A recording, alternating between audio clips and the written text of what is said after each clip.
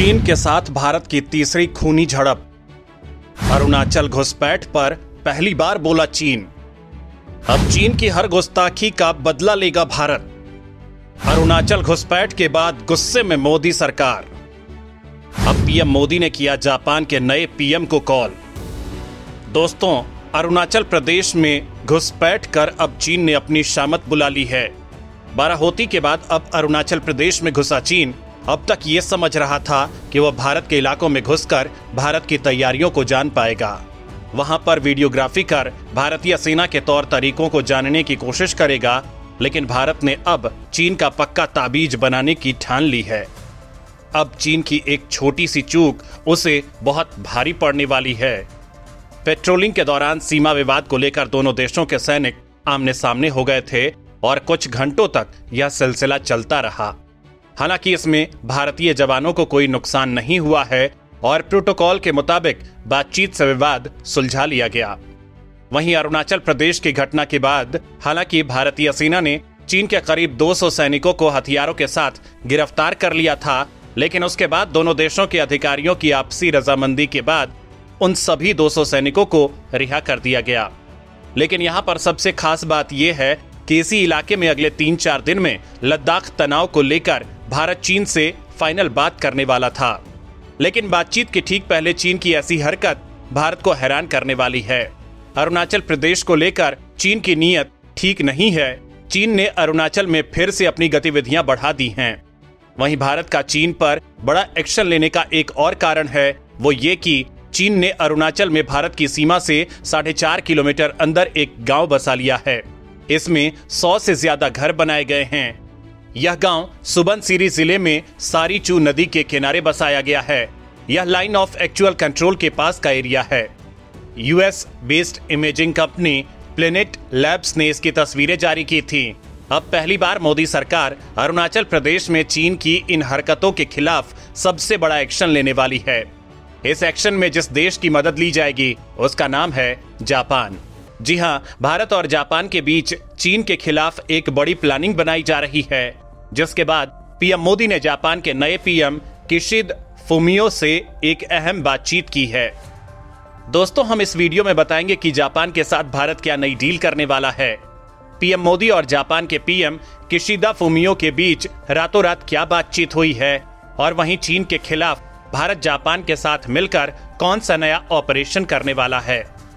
वहीं दोस्तों, हम आपको ये भी बताएंगे कि अरुणाचल प्रदेश में चीनी सेना की घुसपैठ और अपने 200 सैनिकों को भारतीय सेना के द्वारा गिरफ्तार किए जाने के बाद चीन की तरफ से क्या नया बयान आया है। ये सब हम आपको इस वीडियो में बताने वाले हैं, तो वीडियो के आखिर तक बने रहिए। अरुणाचल में घुसपैठ के बाद गुस्से में पीएम मोदी। चीनी सेना को बर्बाद करने के लिए कुछ बड़ा करने वाला है भारत।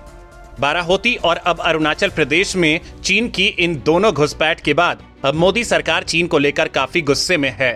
भारतीय इंटेलिजेंस एजेंसियों ने सेना को यह पक्की जानकारी दी है कि अरुणाचल प्रदेश में घुसने के बाद चीनी सेना एक और घुसपैठ को अंजाम दे सकती है और ये घुसपैठ काफी बड़ी होने वाली है।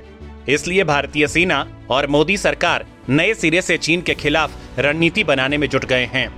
इस बार चीन भारतीय इलाके में घुसा तो भारतीय सेना चीनी फौज को हाथों से नहीं बल्कि हथियारों के साथ रोकेगी, जिससे लग रहा है कि अब चीन के अगले नापाक कदम के साथ ही भारत और चीन के बीच जंग छिड़ सकती है। वहीं मोदी सरकार ने चीन को लेकर कई देशों से बातचीत शुरू कर दी है। भारत चीन की नापाक हरकतों को पूरी दुनिया को बताना चाहता है। भारत सीमा पर चीन की बढ़ती आक्रामकता को देखते हुए व्यापक स्तर पर तैयारी कर रहा है, जिसके बाद भारत अपने सभी मित्र देशों के साथ चीन की हरकतों को शेयर कर रहा है। और ये आपको बता दें कि भारत जब दुश्मनों पर एक्शन लेता है तब वहां अपने मित्र देशों को पूर्व जानकारी दे देता है। बालाकोट एयर स्ट्राइक के समय भी भारत ने अमेरिका में पूर्व राष्ट्रपति डोनाल्ड ट्रंप को भारत के इस सैन्य एक्शन की पूर्व जानकारी दे दी थी। अब भारत चीन की हरकतों और अपनी तैयारी को लेकर अमेरिका, ऑस्ट्रेलिया और जापान के साथ संपर्क में है। चीन की ओर से अतिक्रमण की कोशिशों के बाद भारत ने अमेरिकी राष्ट्रपति बाइडेन के साथ साथ अमेरिकी उप विदेश मंत्री के साथ बातचीत की है। भारत ने चीन को सीधे तौर पर वापस लौट जाने की चेतावनी दी है, लेकिन भारत की चेतावनी के बाद भी चीनी सेना वापस लौटने को तैयार नहीं। इसलिए अब भारत सीमा पर कुछ बड़ा धमाकेदार काम करने के मूड में है। इसके ठीक पहले भारत ने जापान के नए पीएम से ऑफिशियली बातचीत की है। दोस्तों, आपको बता दें कि जापान में पीएम सुगा के बाद अब नए पीएम ने सत्ता संभाली है, जिससे पीएम मोदी ने चीन को लेकर लंबी चौड़ी बातचीत की है। जापान और पीएम मोदी के बीच लंबी चौड़ी बातचीत। भारत की जंगी तैयारियों से चीन की उखड़ने लगी सांसें। दोस्तों, चीन की सीमा पर जंगी हथियारों की तैनाती, भारतीय इलाकों में घुसपैठ और जंग का माहौल बनाए जाने के बाद पीएम मोदी ने नए जापानी प्रधानमंत्री किशिदा फुमियो से बातचीत की है। किशिदा के प्रधानमंत्री बनने के बाद पीएम मोदी और उनके बीच यह पहली बातचीत है और इस पहली बातचीत में ही चीन को सेंटर पॉइंट के तौर पर रखा गया है। समंदर पर चीन की हरकतें लगातार बढ़ती जा रही हैं, जिसमें चीन एक ओर जहां भारतीय इलाकों में घुसपैठ कर रहा है, तो वहीं दूसरी ओर चीन समंदर पर ताइवान की सेना से युद्ध करने की धमकी दे रहा है। इन तमाम मामलों को देखते हुए भारत ने जापान से संपर्क किया है। अब भारत ने क्वाड संगठन के मकसद को फिर से याद दिलाया और चीन के खिलाफ एक्शन लेने की रणनीति को भी बताया। भारत ने साउथ चीन सागर और हिंद प्रशांत इलाके में चीन की दादागिरी को खत्म करने के लिए खतरनाक युद्धपोत और मिसाइलों के डिप्लॉयमेंट को लेकर भी बातचीत की है, जिसको देखते हुए ये लग रहा है कि भारत अब कुछ बड़ा करने वाला है। करीब 25 मिनट चली इस बातचीत में चीन को लेकर कूटनीतिक कदम उठाए जाने की बात कही। चीन को सबक सिखाने के लिए भारत ने एक और अहम फैसला लिया है और वो है जापान के नए पीएम को भारत आमंत्रित कर, क्योंकि इस समय भारत और चीन के बीच भयंकर तनाव और ऐसे समय में जापान के नए पीएम का भारत दौरा काफी अहम होने वाला है। पीएम मोदी और जापानी पीएम किशिदा फुमियो के बीच इस बात पर भी मुहर लगी है कि चीन अगर एलएसी तनाव जबरदस्ती लंबा खींचता है और उसे युद्ध की तरफ लेकर जाता है, तो जापान और भारत की सेना मिलकर संयुक्त रूप से चीन के खिलाफ एक्शन लेंगे। दोनों देश एक दूसरे को सुरक्षा पर सहयोग को और अधिक मजबूत करने पर सहमत हुए हैं। जापान ने भारत को अपने सबसे भरोसेमंद दोस्तों में से एक बताया है।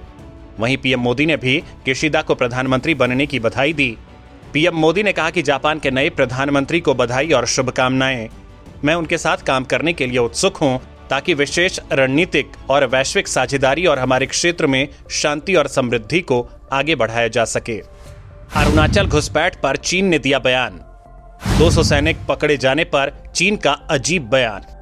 दोस्तों, वैसे तो चीन में जिनपिंग सरकार को कोई फर्क नहीं पड़ता उसके सैनिकों को गिरफ्तार किया गया है या नहीं, उसके सैनिकों को पीटा गया है या नहीं, या फिर गलवान घाटी में उसके कितने सैनिक मारे गए हैं, 5, 40 या फिर 80 सैनिक, क्योंकि अंतर्राष्ट्रीय स्तर पर भी यह माना गया है कि गलवान घाटी में 40 चीनी सैनिक मारे गए हैं। वहीं कुछ रिपोर्ट में यह संख्या 80 भी बताई जा रही है, लेकिन चीन ने इन सब को मानने से इनकार कर सिर्फ इतना ही माना कि गलवान घाटी संघर्ष में उसके सिर्फ 5 सैनिक शहीद हुए हैं।